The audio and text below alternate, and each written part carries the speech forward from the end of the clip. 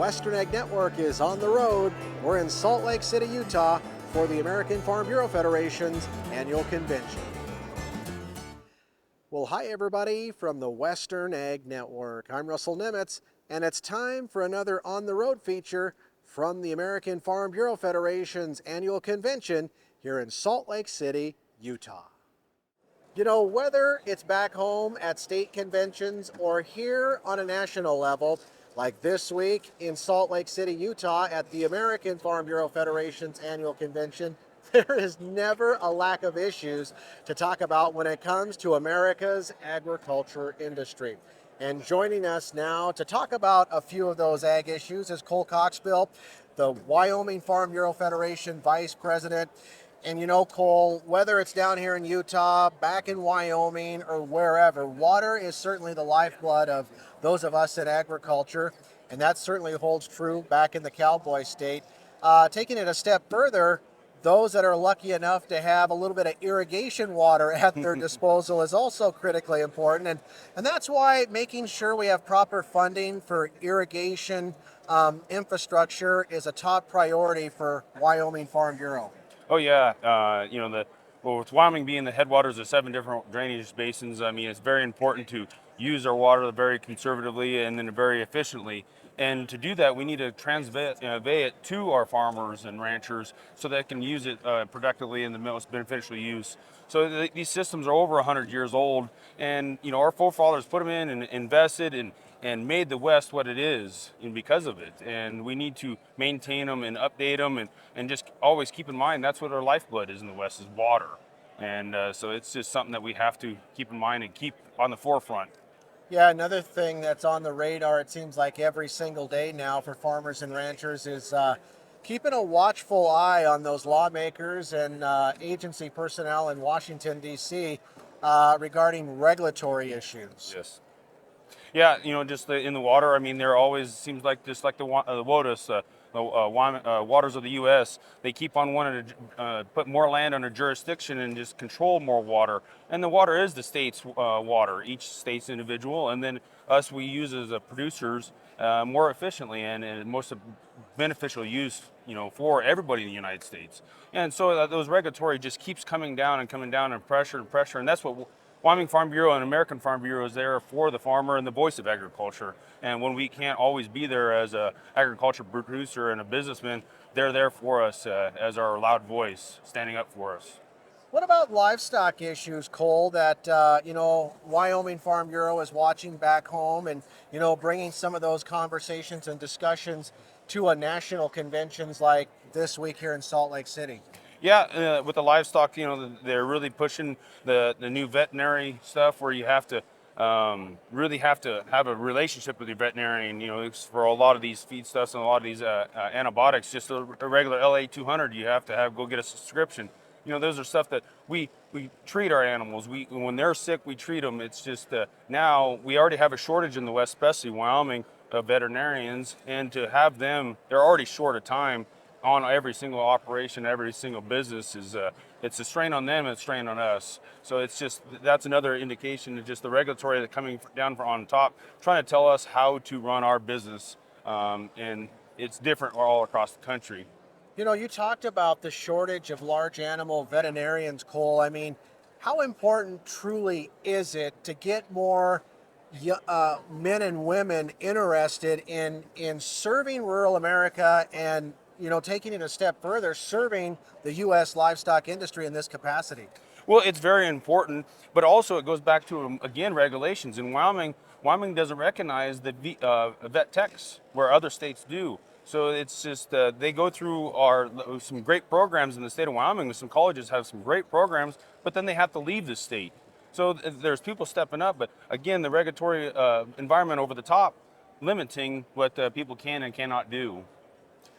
I just want to ask one more question regarding the livestock industry, Yeah. and this one kind of centers around RFID tags. And you said your membership and others in Wyoming and across the West in America are voicing their opinion, and they'd like to keep this more of a voluntary deal versus a mandatory. Most definitely. Anytime that somebody wants to distinguish themselves and do it voluntarily and take those steps, that's great. But for our industry all to have the exact same standard and be told by your government you have to do this, or this, it just, our membership just doesn't like that, myself included. Just that stubbornness on us of the West, oh, I know my farm, my animals the best, my business the best. I don't need somebody to tell me what to do. And it puts more cost on my business. It puts more onus on us, and it just changes each person's business differently.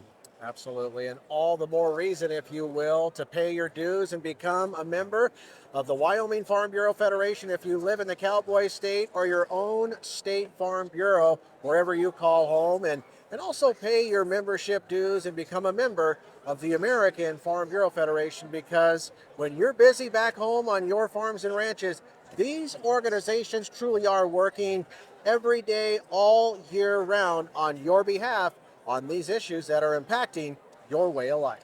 Well, thank you, Russell.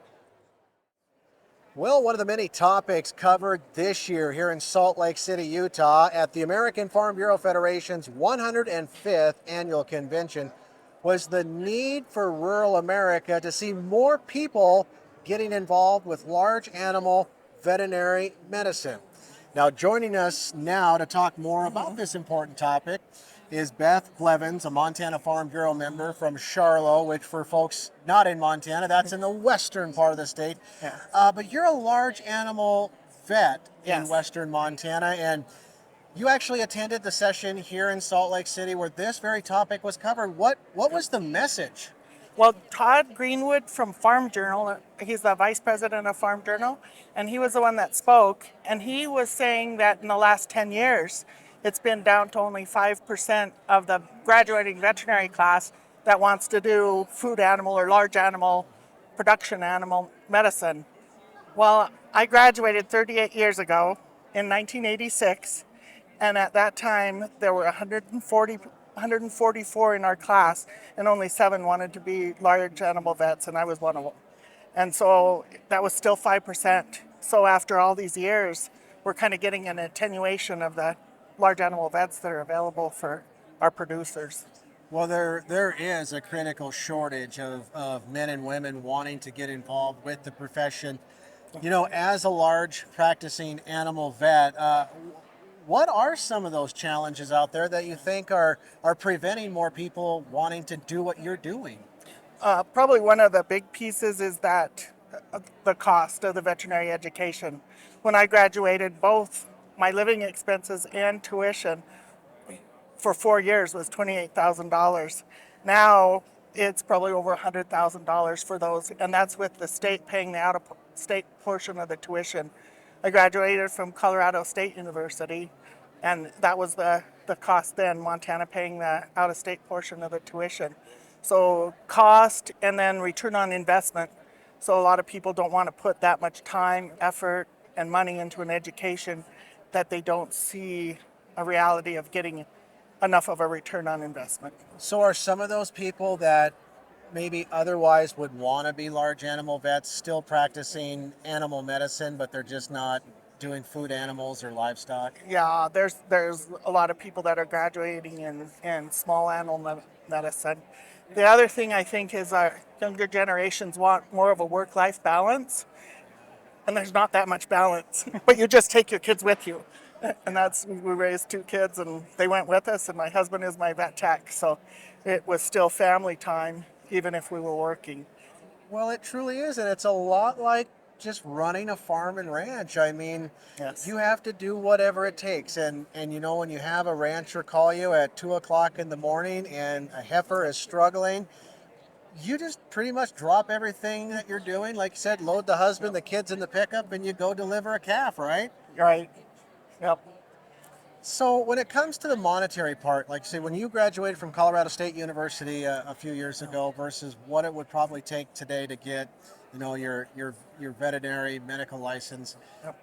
One thing, there are some different groups out there and organizations, including Farm Bureau, trying to get more help, monetary help too, to get people involved with the large animal veterinary practices. Yes. So USDA has a program where they will incentivize veterinarians to come to underserved areas, but they do have to prove the underserved piece.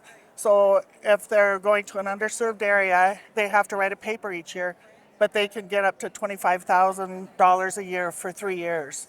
So that can take care of a big portion of the loan costs and what they've got.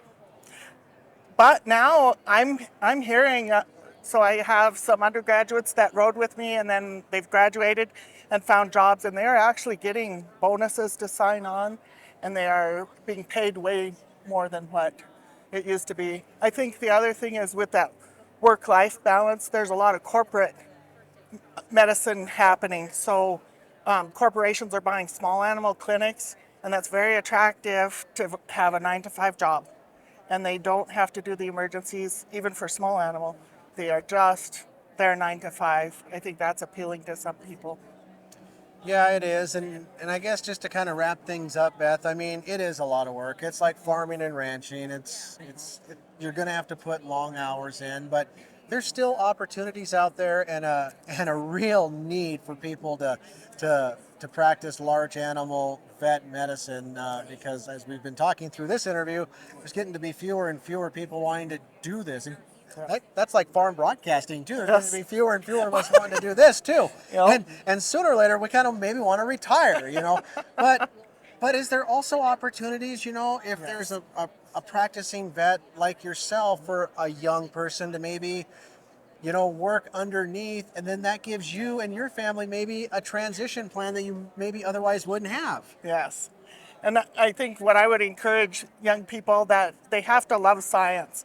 People talk about loving animals and wanting to go into veterinary medicine because they love animals. I think you really need to love science and love biology and love solving puzzles and coming alongside those farming and ranching families and contribute to their income, contribute to their success.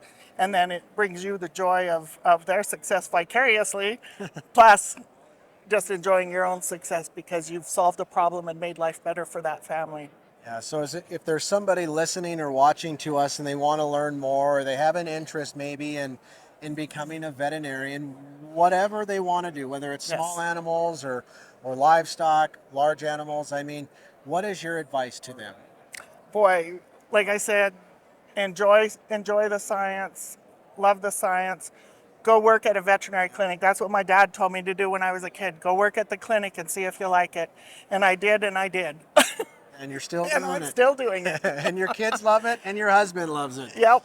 Well, thank you, Beth, and you've been providing some very valuable information today about this critical shortage in rural America of folks wanting to practice large animal veterinary medicine. And as we've discussed, I mean, there truly is a need for this service still in rural America, and truly livestock producers across this great country of ours desperately need them. Well, this year here in Salt Lake City, Utah, at the 105th Annual American Farm Bureau Federation Convention, there were quite a few familiar faces from across America included in this year's guest list. Thousands and thousands of faces, to be more precise. However, there was also a few new faces at the convention, and it's fun to get to visit with one of those new faces. Certainly not a new face to those folks back in the cowboy state of Wyoming, but maybe a new face here at the American Farm Bureau Federation convention. Vance Broadbent from that southwestern part of the cowboy state. Of course, back home, as I mentioned, you are truly a leader in the livestock industry and with some other organizations. But talk about why you decided to come to Salt Lake this year. So yeah, this is my first time attending the American Farm Bureau Convention. I've been involved in Wyoming stock growers, Utah cattlemen's, Wyoming wool growers, Utah wool growers. We've been attending our local Farm Bureau county meetings for a few years, and with this meeting being so close to home, we thought might as well come and be a part. Farm Bureau has a lot of good things going on. The extent of it, I don't know about because I haven't been that involved. So it's been fun to come and see how involved and how big Farm Bureau's reach really is. Well, I mean, power truly comes in numbers, and the more voices that we can get involved, whether it's Farm Bureau or the American Sheep Industry Association, or back home in states like Wyoming, the stock growers and wool growers and Farm Bureau, of course, that's just all the more power and more voices to help keep our message alive and moving forward. Sure. Yeah. And a lot of cross issues affect all of the different organizations. And so I think the more they work together and address these issues, the stronger the voice becomes. You know, I've been visiting with some other attendees about key agricultural issues, you know, things like waters of the U.S., of course, the new farm bill that we hopefully get sooner rather than later versus just an extension. But for livestock producers like yourself, you know, making sure that you still have access to America's federal lands is also a key priority. So, for sure, yes. And, you know, locally in Wyoming, we're dealing with the Rock Springs RMP, Resource Management Plan, that could be devastating to our industry and other industries. And it was good to see that Farm Bureau, along with ASI and the cattle organizations, are on top of that and aware of what's going on. Yeah, especially considering we've kind of had a mind shift change in this current Biden administration versus where we just were a few years ago with the Trump administration, when everything that has to deal with public lands, whether it's Forest Service or BLM, and of course last year at this time, you know, the BLM dropped the bomb on all of us regarding their conservation rule that they were you know, wanting to maybe move forward with. Right. Yeah, and all these organizations need to work together and push back on those overreaching regulations.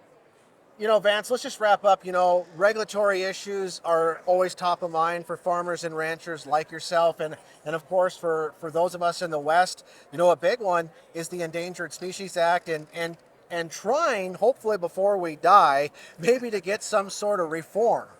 So sure, and that's been discussed here, and I've appreciated the comments from their government policy people, you know, on how they're pushing back on some of those things and trying to get some common sense in some of these issues. Well, common sense is always good. It doesn't always come easy for lawmakers, and that's why we need more folks like Vance and so many others, not just from the West, but across America, to pay your dues, get involved with something, and make sure your voice remains heard and is heard loud and clear every day on America's most essential industry, agriculture.